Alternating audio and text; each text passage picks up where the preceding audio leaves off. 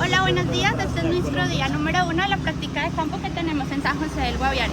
Nos encontramos en el Instituto Amazónico de Investigaciones Científicas SINCHI, en el que vamos a hacer un recorrido por el laboratorio.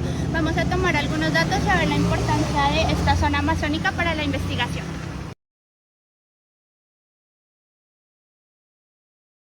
Donde estamos en esta primera área es una área de recepción de material vegetal. Nosotros aquí principalmente trabajamos con vegetales, trabajamos muestras de semillas, hojas, flores, principalmente. Pero también trabajamos con suelos, como lo pueden ver a la parte de atrás. Y trabajamos y hacemos unos ejercicios diferenciales también con, digamos, estas nuevas terminologías, como lo que ustedes tienen allá abajo, que es un dron. No lo voy a sacar. Sí.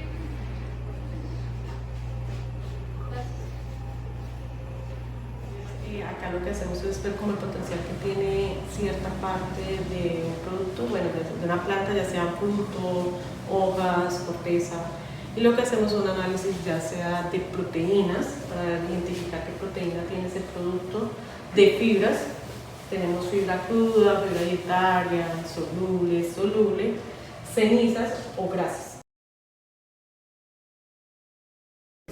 Estamos en el segundo punto de la parada de la práctica de campo del Guaviare. Vamos a iniciar la caminata para atender a todas las preguntas que podamos tener e identificar toda la biodiversidad. Termina de forma homogénea, o sea que va así como recta, si va adelgazándose paulatinamente, no es venenoso. Si la cola va así gorda y termina como una puntica brusca, es venenosa. ¿Sí?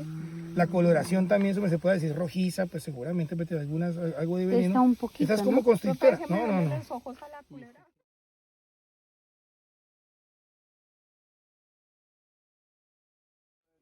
Bueno, aquí llegamos a la estación experimental del trueno.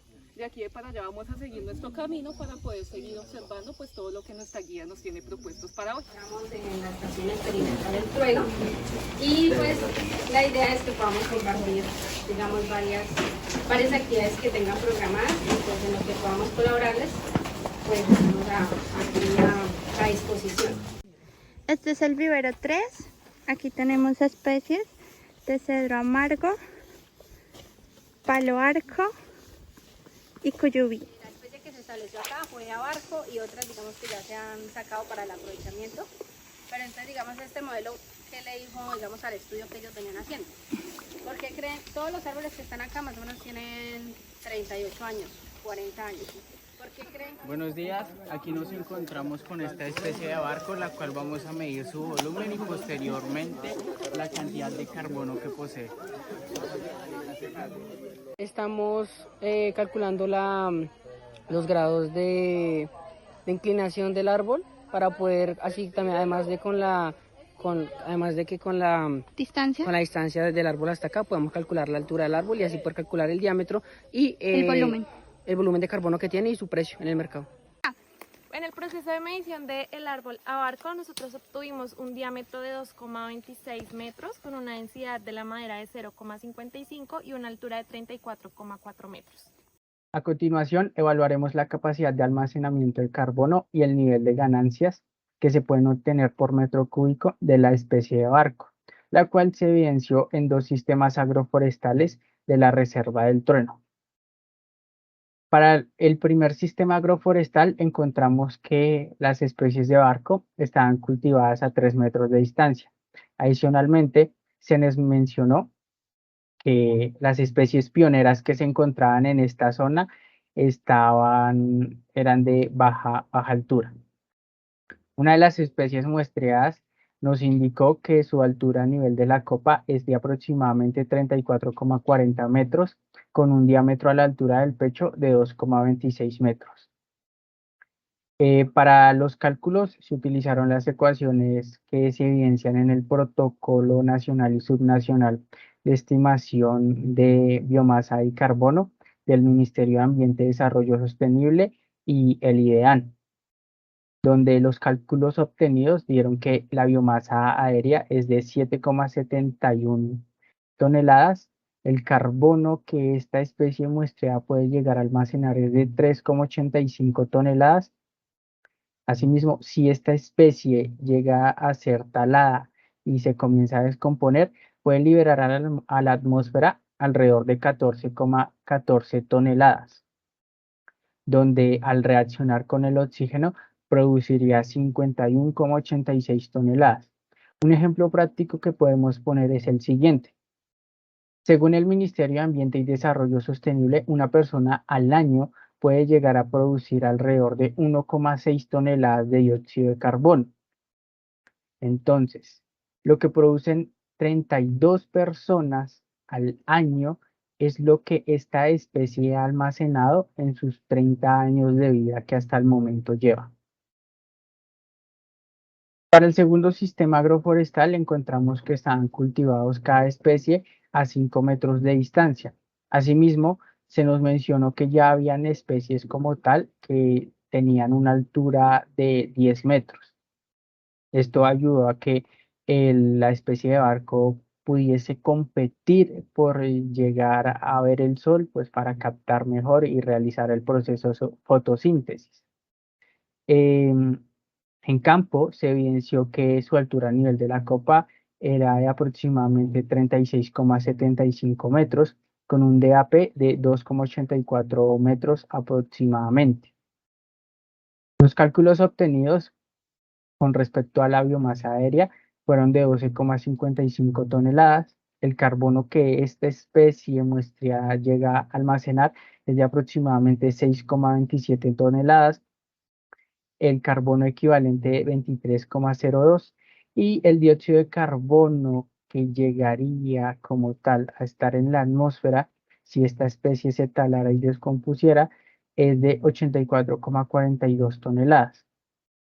Si bien podemos evidenciar la diferencia entre el primer sistema y el segundo, este tiene un mayor grosor como tal en su tronco, adicionalmente pues obtiene también una mayor altura. Si ponemos el ejemplo práctico del anterior, en cuanto al nivel de almacenamiento de carbono por persona, este llegaría a almacenar lo que producen 52 personas al año de dióxido de carbono. En cuanto a las ganancias, podemos encontrar que aquí ya no evaluamos su altura hasta el nivel de la copa, sino hasta el nivel comercial, que es desde la base hasta la primer rama que se encuentra de ahí en adelante para el árbol.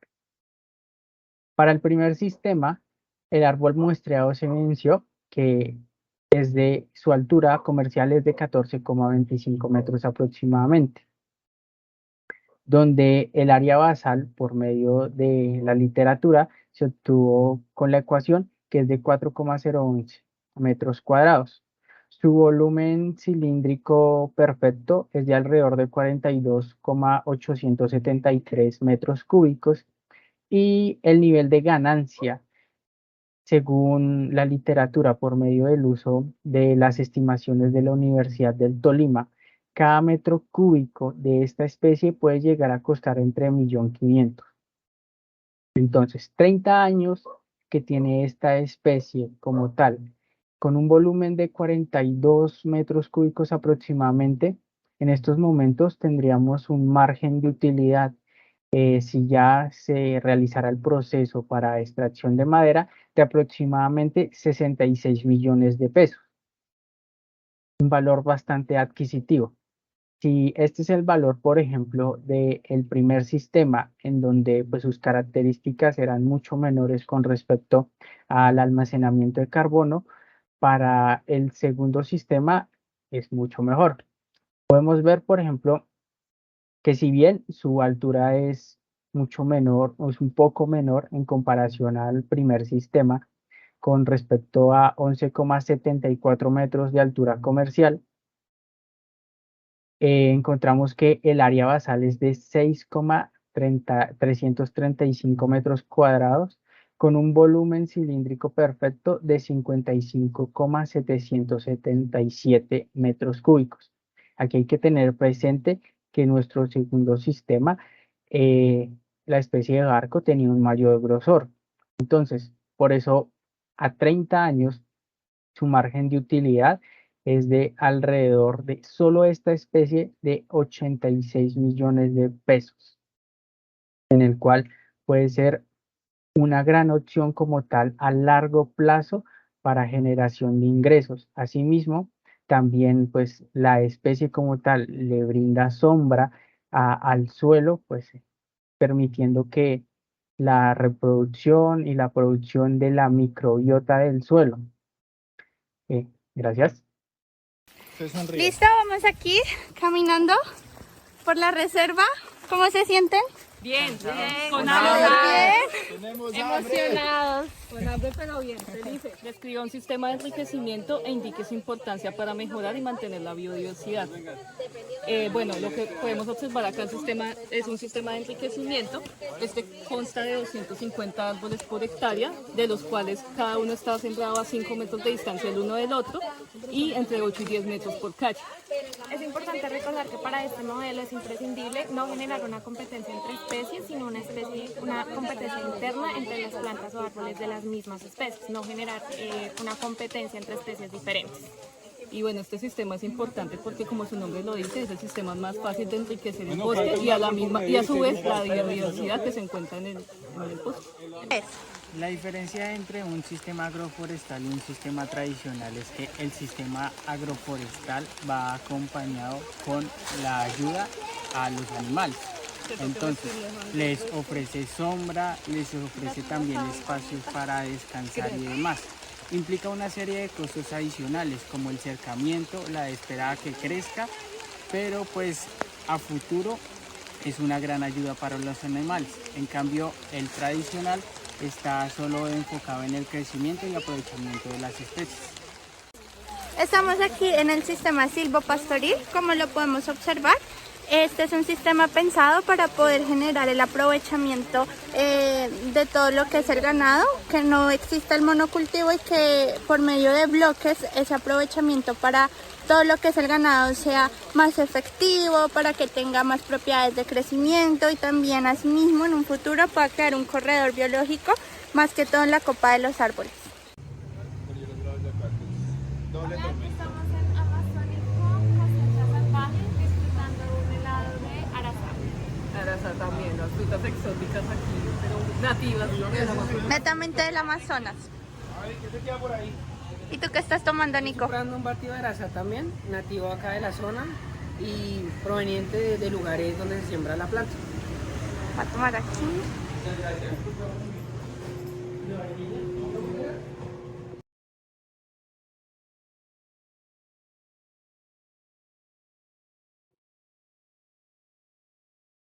Buenos días, este es el día 2 de la práctica de campo. Son aproximadamente las 5:43 de la mañana. Estamos a una temperatura de 22 grados Celsius. Estamos desayunando. Humedad relativa del 95%. En este momento contamos con una presión atmosférica de 1010 hectopascales. Y la dirección del viento va al noroeste. Jamie, ¿cómo es el pronóstico del clima para hoy? Para el día de hoy va a estar soleado en la mañana, más o menos a las 10 de la mañana va a haber una tormenta y el resto del día va a estar parcialmente nublado y para más o menos a las 5 de la tarde va a volver a caer otra tormenta. Listo. Departamento Amazónico.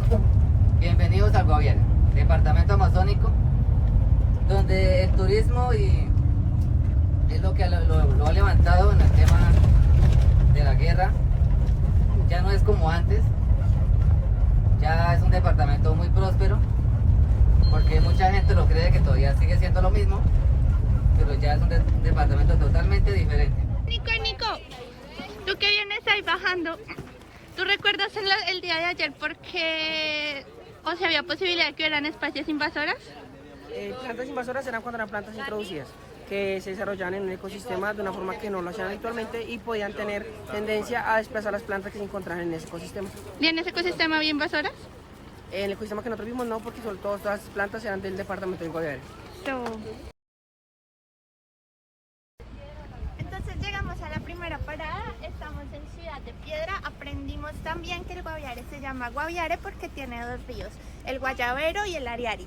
Y vamos entonces a hacer la caminata y listo. Abre las puertas no solamente a Colombia sino al mundo.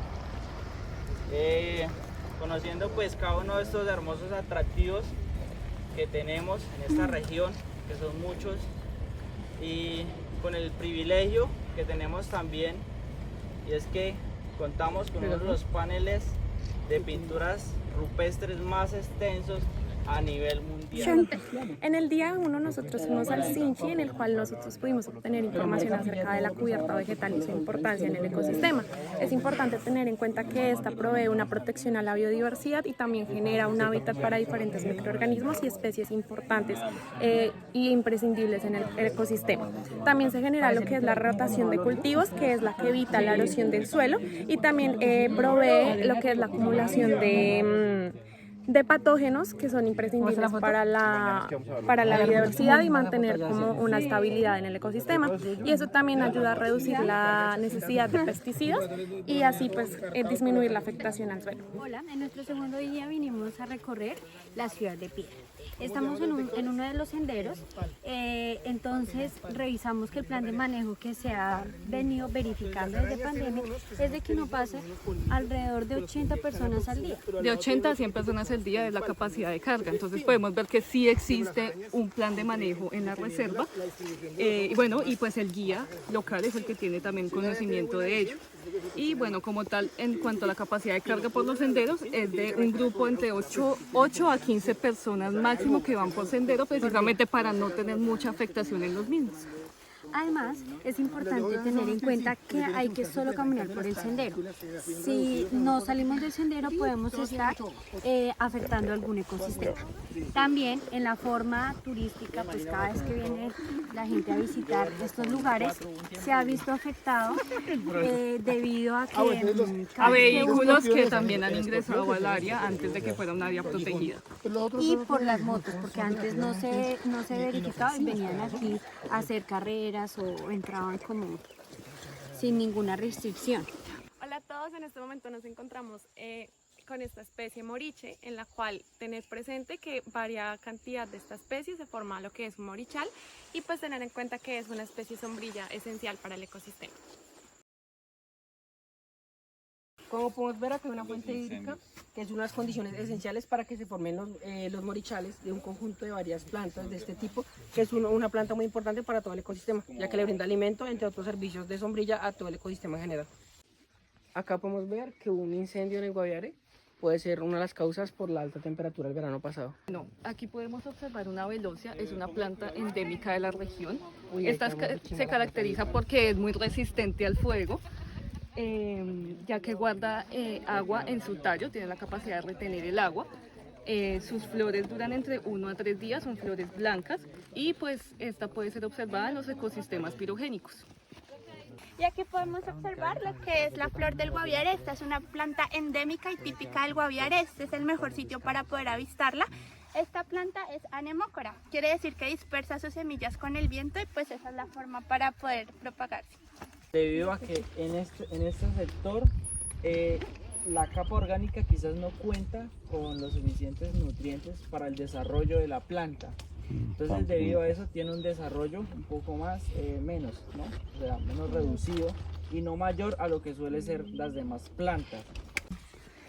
Entonces acabamos de aprender que la flor del Guaviare, de hecho, se debería llamar la inflorescencia del Guaviare, ya que no encontramos una sola florecita, sino que la planta del Guaviare nos da varios tipos de florecita y se llama inflorescencia. Esta acá es la bebé, sí, la bebé de la flor del Guaviare. Aquí tenemos algaque, es este ejemplo entre roca y árbol, en el cual se puede evidenciar lo que es una meteorización, que básicamente es la transformación de rocas en nutrientes en muchos años. Básicamente el árbol provee esos nutrientes a la roca para en unos años poder ver ese resultado. Bueno, caminando por el sendero en el día 2 hemos encontrado unas dróseras, especies carnívoras que se alimentan principalmente de microorganismos. Estas dróseras aparecen en lugares donde el suelo, la capa vegetal es mínima y existen varias fuentes de agua. Estamos aquí discutiendo con los compañeros sobre los VOC, que son valor objeto de conservación, específicamente de los de filtro grueso. Nosotros proponemos que aquí en este sendero y en esta reserva pues se conserve como tal el bosque primario que se encuentra aquí dentro de la región, ya que pues alberga gran cantidad del ecosistema y ayuda en sí a conservar también las propiedades como son del suelo, del agua y todo eso que se encuentra dentro de aquí. Y en él podemos ver bastantes interacciones de especies que se benefician de él, ya sea por su agua, por su contenido de agua o por las frutas que genera. Además tenemos que el morichel solo se coloca en una sola parte para que pueda haber un humedal, pueda haber bastante hidratación cuando haya sequía en esta zona. También tenemos las aves migratorias que vienen de Canadá, en esta temporada está en invierno allá, entonces vienen aquí a buscar alimento. Recordemos que bosque primario significa ese bosque que no ha sido talado o intervenido por el hombre. Hola, esta es nuestra segunda parada de la Reserva Forestal Serranía Lalín 2 Angosturas 2, donde posiblemente podamos identificar la zona de túneles naturales de piedra, Cerro Las Lajas, el jacuzzi natural o el afloramiento rocoso. Tenemos afloramientos rocosos, los cuales se les define como roca sedimentaria. ¿Por qué sedimentaria? Porque son acumulaciones de sedimentos a través del tiempo. Hola, en este momento nos encontramos en esta formación de rocas sedimentarias, la cual en este momento se encuentra en el escudo Guayanes, que hace parte de la Guayana Francesa. La mayoría son rocas sedimentarias, quiere decir que son acumulación de sedimentos, y son rocas que se ven así, digamos, floreciendo de la tierra debido a que por el movimiento de las placas tectónicas hace que estas pues en su momento puedan surgir de la tierra. 3. Hola, aquí estamos subiendo para ir a conocer los túneles, donde hay muchas pinturas rupestres y murciélagos. ¿Tú dices algo, Nico? Si quieres, acá estamos en las cuevas naturales, vamos a ver murciélagos, un poco de todo lo que ha sucedido acá, la historia geológica de este lugar, y vamos a ver muchas más cosas interesantes sobre el tema de la geología y ese sector del país.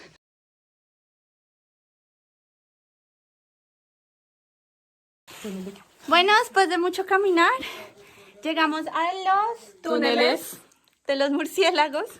Hemos pasado varios caminos que nos hemos visto. Es río, vimos un río ya.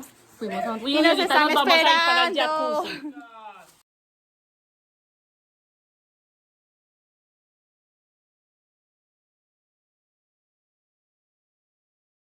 Nuestro segundo VOC es esta fuente hídrica del jacuzzi natural, donde podemos encontrar que brinda grandes atributos como una fuente de alimento y hábitat a especies, por ejemplo la babilla. También pues vemos que este sitio ofrece el servicio ecosistémico de regulación del clima. También pues como que permite pues que el mismo ecosistema también pues como que se mantenga, digamos, en su condición natural, y también permite que algunas plantas naturales que se encuentran alrededor pues también puedan crecer y puedan estar en buena salud.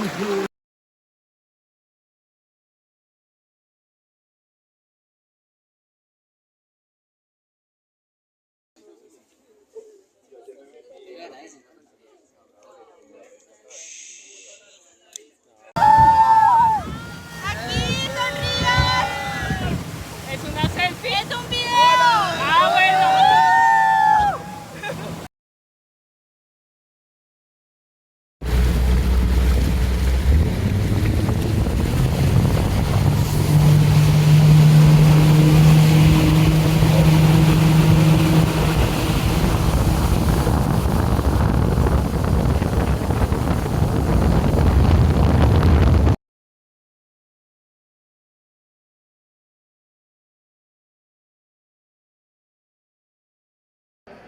Hola, muy buenos días, estamos en el día 3, vamos camino a una reserva con unas comunidades indígenas, estamos desayunando y preparándonos para ir.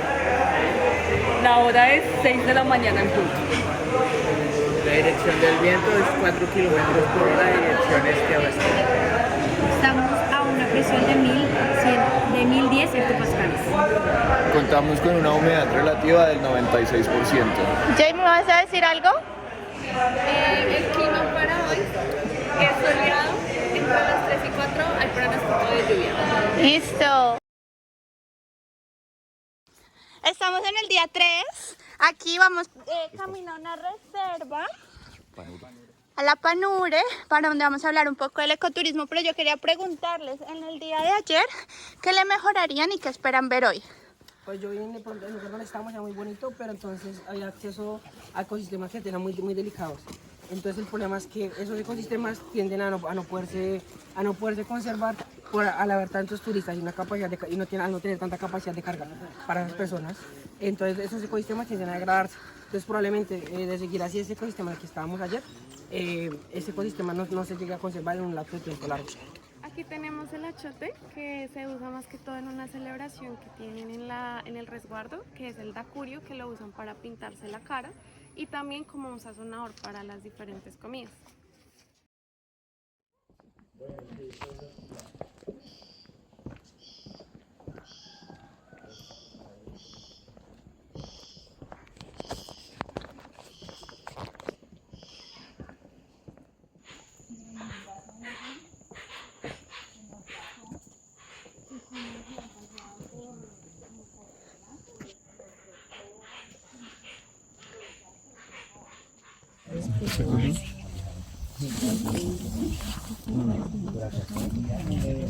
Si la saca toda de mano. ¿Cuál es la diferencia? O sea, la mamá, ¿cómo lo hace? ¿Cómo? ¿Cómo lo haría la mamá? ¿Quién sabe? Pero, es pura técnica. ¿a qué se refiere con que no le deja el palito? O sea, la otra parte. Eso está. Y con eso sí tiene que tener más delicadeza.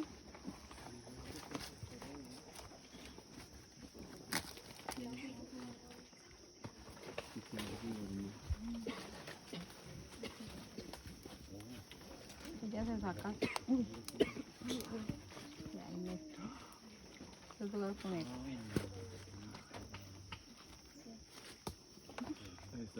Paciencia. Pero entonces esta todavía no está buena para sacarla, le falta crecer otro poco. Está muy bicho todo. Son bichos.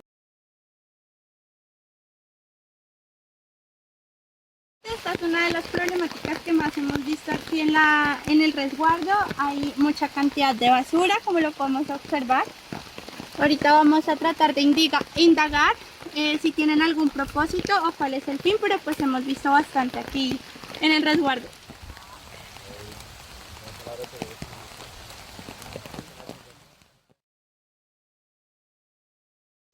Aquí podemos ver otro sistema de chagra agroforestal. En lo que están haciendo es preparando todo el cultivo y preparando la zona más bien para poder generar el cultivo de yuca, como lo vimos en el anterior chagra. Lo que se hace en este caso es generar la quema del suelo para poder generar nutrientes y fijarlos al suelo y darle fertilidad al mismo.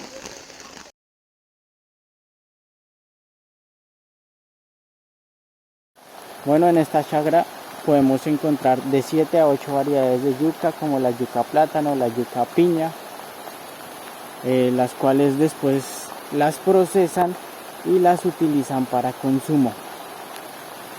También se puede ver que hay piña, hay árboles de guama.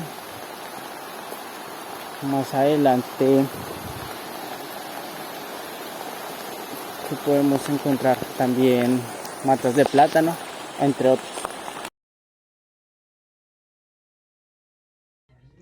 Hola, ya terminamos nuestra práctica de campo y estamos haciendo un poco de reflexión sobre todo lo que aprendimos, especialmente en el día 3, ya que fue un día interesante y complicado porque nos sorprendió mucho la lluvia, pero tuvimos la oportunidad de compartir con doña Nancy y como toda su cultura y tradición de la tribu Tucano, que podemos encontrar allá en la Amazonía, en San José del Guaviare.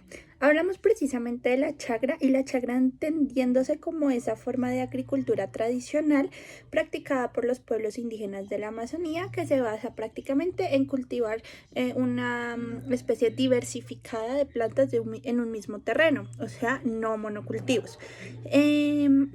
Hablando un poco con la señora Nancy, nos dijo que Para ellos chagra, el término como tal significaba más al cultivo extenso de la coca, que ellos a sus cultivos pues les tenían otro tipo de nombres. Sin embargo, cuando entramos a mirar pues qué era lo que ellos cultivaban en el resguardo indígena, pudimos encontrar principalmente el cultivo de yuca que plantan entre 7 a 8 especies, lo que podemos comprobar que es un cultivo diversificado, es decir, que no plantan una simple especie de yuca ya porque es peligroso para los temas del monocultivo. Entonces encontramos entre 7 y 8 especies de yuca y aparte escondido dentro de las mismas dentro de los mismos terrenos de cultivo encontramos lo que es pequeños espacios donde se sembra coca para el mambeo, para sus propios consumos y para continuar con su tradición cultural y religiosa. Ella nos contaba que como tal en la Amazonía podíamos encontrar más de 350 variedades de yuca, pero ellos principalmente cultivaban alrededor de 8 especies de yuca. Es importante mencionar que ellos no utilizan ningún tipo de fertilizante artificial, ni de agroquímicos, ni pesticidas. Por lo contrario, este término de chagra y de conservar la cultura indígena se basa en buscar y fomentar que la diversidad de especies y la interacción entre la naturaleza obtenga por sí misma la producción más sostenible y resiliente en el tiempo de lo que ellos producen y de lo que es su actividad económica. Vamos a hablar un poco sobre otra pregunta muy interesante que hicimos con doña Nancy y es la duración de la jornada de cosechas que ellos tienen en sus chacras o sus lugares de cultivo. Principalmente ella nos decía que en la Amazonía, que es el sitio donde ellos estaban, dependía y variaba de diferentes factores como la cantidad de tierra que iban a cosechar, como el número de personas que se involucran en dicha actividad o también las condiciones climáticas que podían tener, si estaban en verano, si estaban en invierno, si era más época de lluvia o qué tanta agua podían recibir estas plantas. Para los tucanos, este cultivo de yuca principalmente, que es su principal actividad económica, puede variar entre 2 a 3 meses para tener ya su cosecha propia, pero también es importante, ella nos decía que es importante tener en cuenta que el proceso de la siembra y la recolección de la yuca no es solo sembrarla ya, sino que tiene un proceso post-recolección, que es arreglar la yuca, quitarle pues todo lo que no se necesita y dejarla apta para el consumo humano. ¿Cuántos individuos de las especies que son utilizadas para las artesanías se pueden encontrar en el territorio? Básicamente, las especies predominantes para la fabricación de artesanías por los tumacos son el cumare y la chámbira, las cuales únicamente se pueden cortar con ciertos criterios. Uno de los criterios más importantes para hacer su corte y poder hacer la fabricación de las artesanías es que tiene que medir aproximadamente 3 metros. A su vez, a medida que se va cortando, hay que estarla cuidando. Esto se cuida por medio de unos frutos que ella genera. Estos frutos hay que estarlos cortando a medida que va creciendo la planta. Sin embargo, para que no se pierda como sus características, se tiene que dejar una que otra planta, dependiendo de los cortes que se vayan haciendo, con estos frutos intactos. Entonces son diferentes cuidados que tiene la tribu para así mismo prevalecer no solamente la economía por medio de sus artesanías, sino pues netamente esta especie que está corriendo peligro en el Guaviare, no solamente por el tema de cómo se usa para economía y demás, que digamos que en el tema de los tucanos no sería tanto una afectación, sino un provecho que ellos mismos digamos pueden devolver a este territorio, sino a nivel extenso de todo el Guaviare. Esta planta tiene un peligro por medio de lo que son los cultivos extensivos y la ganadería. Entonces básicamente al ser una planta tan importante para esta tribu, se compone una gran parte del resguardo destinada únicamente a su crecimiento, igual así con el guaruma, que es otra planta destinada a la fabricación de artesanías.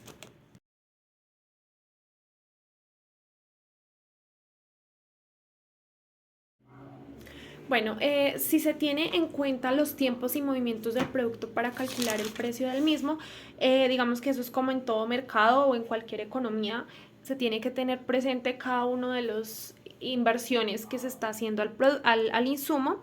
Entonces, en este caso, digamos que hay varios aspectos a tener en cuenta a la hora de poder utilizarla para las artesanías. Como les comentaba, el tema de que mida 3 metros es algo de espera. Más o menos entre 2 o 3 años puede llegar a durar que esté lista una planta para poder ser utilizada. Entonces, esto por un lado.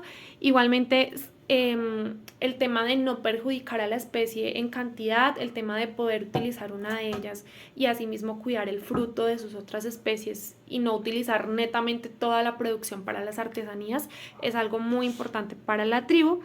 Y todo el tema de los del tratamiento que se le hace al insumo va más que todo lo que es el lavado para que se pueda retirar completamente la savia de la planta, del tallo, y después de esto viene lo que es un tinte y un tejido. Todo esto se tiene que tener presente al momento de generarle un precio a las artesanías. Las artesanías como lo son las bolsas, manillas, aretes y otros productos. Por ejemplo, también lo que son flauta de pan y demás, que son los que más pudimos ver en la tienda.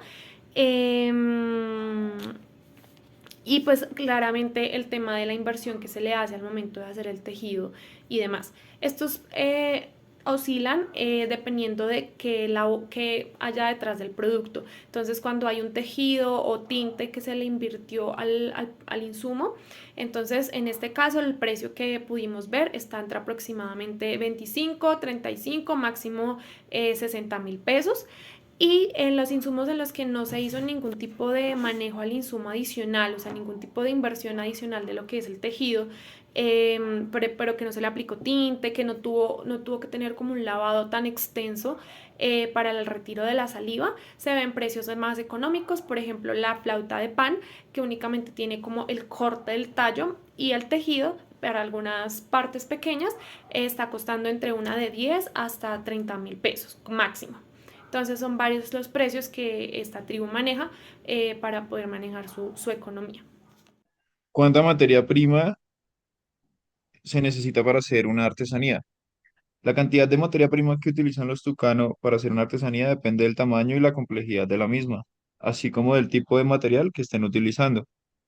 Los tucano utilizan diversas fibras naturales para elaborar sus artesanías. Algunas de las más comunes son las fibras de palma, de diversas especies de palma son muy utilizadas por los tucano para hacer canastas, bolsos y sombreros.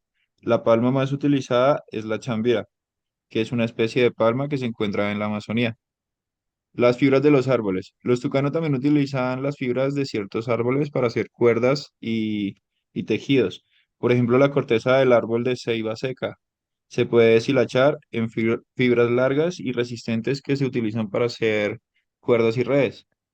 Para la elaboración de una manilla de fibra de palma puede necesitar solo una pequeña cantidad de fibras. Por ejemplo, para hacer una manilla simple pueden necesitar alrededor de 20 centímetros de fibra. Si están haciendo un bolso pequeño de fibra de palma trenzada, pueden necesitar alrededor de 1 metro de fibra pues para completarlo. En cambio, si están haciendo un bolso más grande con un diseño más elaborado, pueden necesitar una cantidad mayor de fibra, tal vez hasta 2 o 3 metros.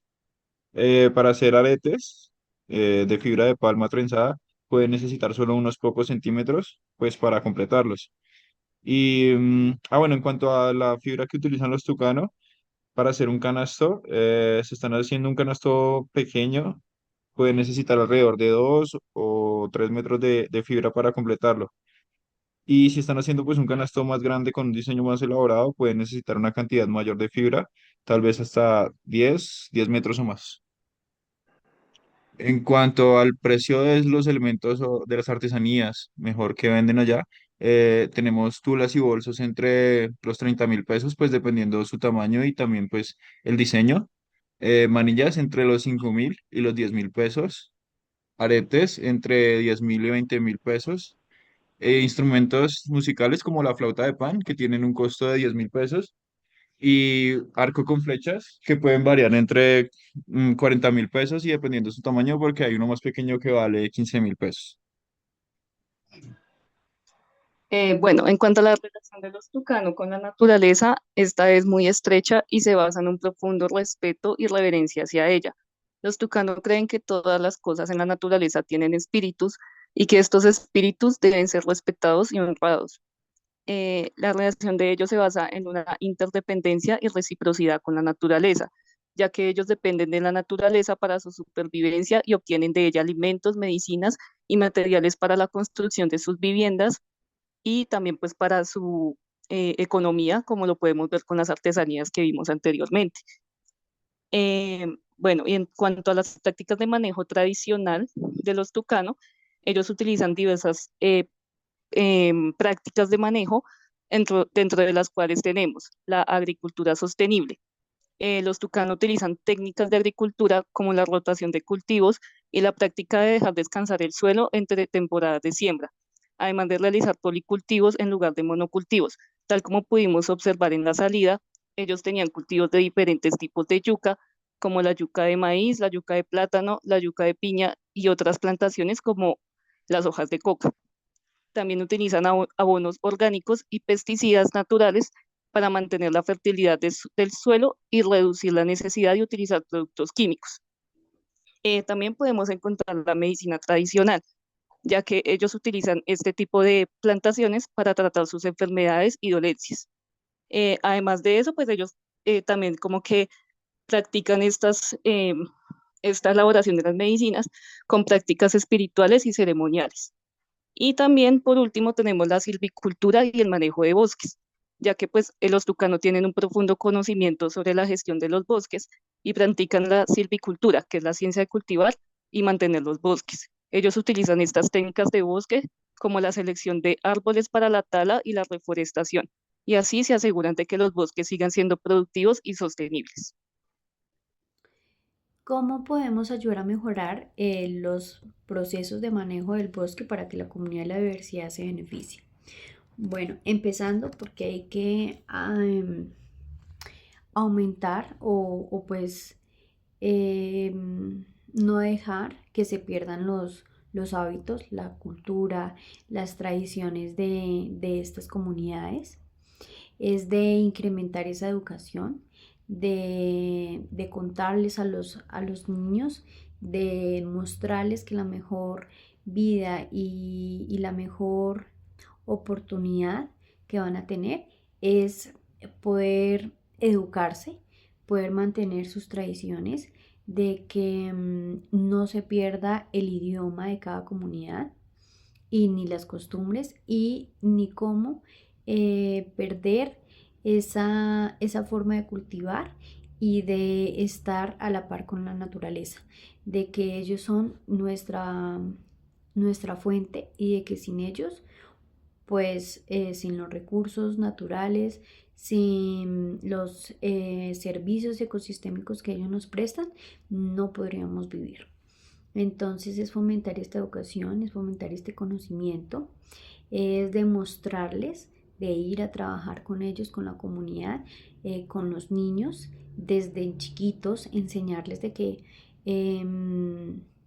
esta es nuestra vida, esto es lo que nosotros debemos dedicarle como mejor conservación y contribución para pues disminuir demasiados efectos que podemos tener.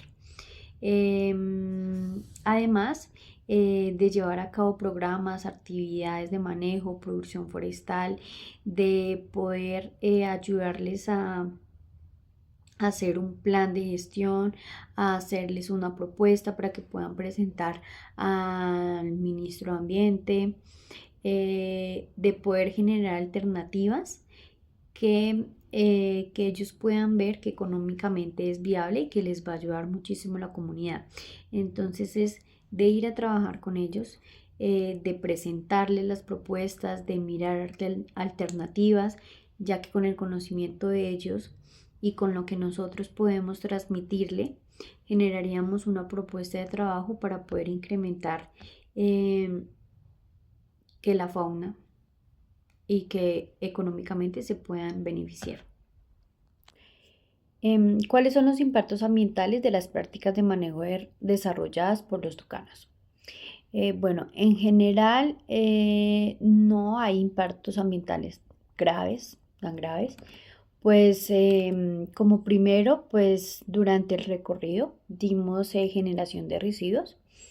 A lo mejor ellos no tienen el conocimiento de que deben deben de botar la basura y de hacer separación de basura y no botarla en el bosque o durante los caminos, en los senderos. Eso fue lo que más se notó, la basura. Habían botellas, habían papeles, envolturas de galletas, de paquetes, fue lo que más se vio. Y bueno, empobrecimiento de los ecosistemas y pérdida de biodiversidad, pero esto es debido a las construcciones. Entonces se han asentado más familias en esa reserva, entonces han venido construyendo sus casas y han hecho migrar a las especies que pues antes se encontraban en esa reserva. Bueno, como tal, los tucanos no hacen este impacto, sino son personas externas, que es la contaminación de las aguas. Al llover bastante en esa reserva, donde se encuentran los moriches, todo eso aumenta el nivel del agua y pues en la parte aparecen los pescados. Entonces ellos dicen que no pueden consumir esos pescados debido a que cerca hay un batallón y ellos botan los excrementos en las fuentes hídricas. Para implementar sistemas agroforestales y sistemas de enriquecimiento es necesario contar con una cierta infraestructura y capacidades para permitir su adecuada implementación y gestión. Entonces, en el retorno, lo que se hizo fue intervenir esos bosques, ya que ellos servían como tal o extracción para maderas finas. Entonces, al intervenirlos se hizo un modelo de enriquecimiento de sistemas agroforestales y de silvopastoriles. Entonces, en esto se pudieron recuperar 119 hectáreas reforestadas con maderas finas de la región y implementar estos sistemas con especies nativas. Entonces, para que este modelo pues ha servido para diferentes programas que tienen con los agricultores e instituciones que van de la mano con ellos para el manejo adecuado de los recursos que les pueden generar. El estudio de la área para poder cultivar se determinó primero en un sistema agroforestal de 3x3 con diferentes especies, pero se revisó, o sea, se determinó, se observó de que entre diferentes especies y a una corta distancia la competencia pues no va a dar un buen fruto, ya que algunos árboles van a crecer de grosor muy delgado, o unos van a crecer más que otros, o unos se van a engrosar más que en otros. Entonces en este se saca, bueno, aunque también digamos por ejemplo el abarco, es aconsejable trabajarlo con la madera, pues esto saca más costos. Entonces en el modelo de enriquecimiento se verificó de poder tener distancias mayores, entonces de sembrar cada 5 metros una sola especie, que convirtieran entre la misma especie, y entre calles a 10 metros. Entonces esto para mantener y contener pues tanta cantidad de madera de la especie y llevar con unas mejores características al productor. Este modelo fue mejor enriquecimiento, ya que de este se puede mantener una fuente de proteína puede servir para consumir alimento para la fauna. Además, se pueden sacar las semillas, entonces de poder mantener, digamos, la palma que sirve para palma semillera, entonces se mantiene sembrada para que poder sacar la pulpa muy nutritiva.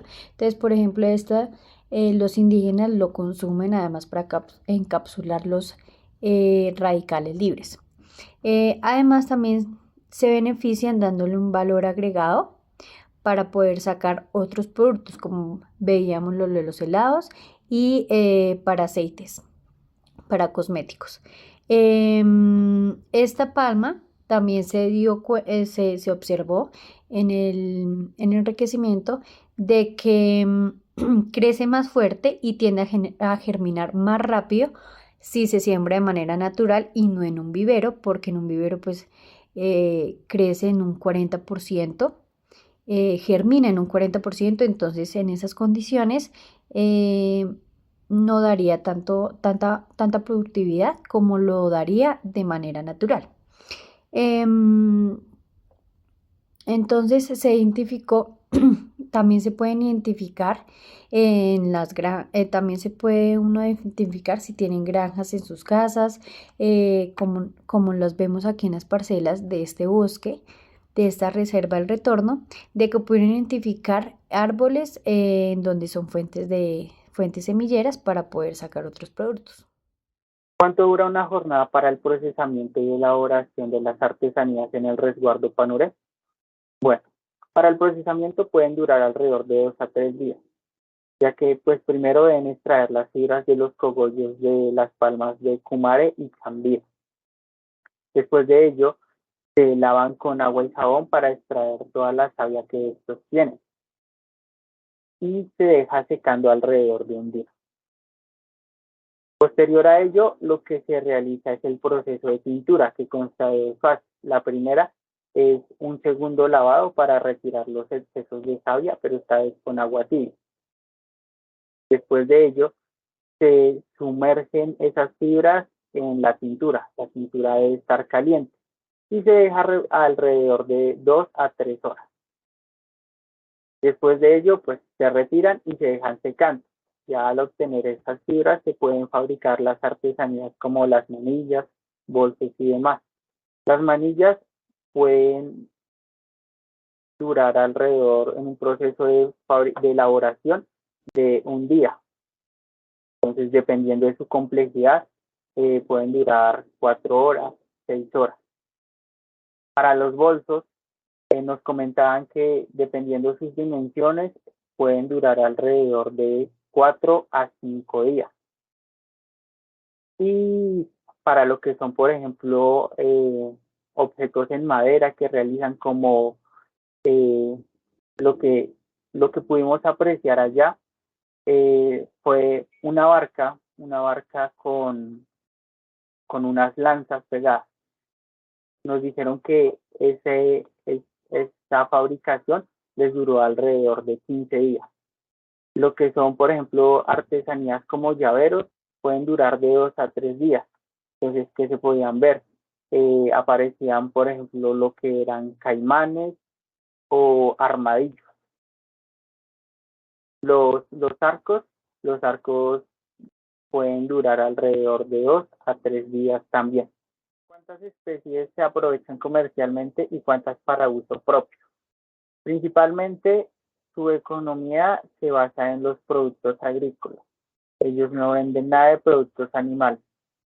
Entonces, la visita que tuvimos a la chagra del resguardo de Panuré, encontramos 7 variedades de yuca, según las cuales la señora Nancy las divide por yuca brava y yuca dulce, que es las que se pueden encontrar la yuca de maíz, la yuca de plátano, la yuca de piña, entre otros.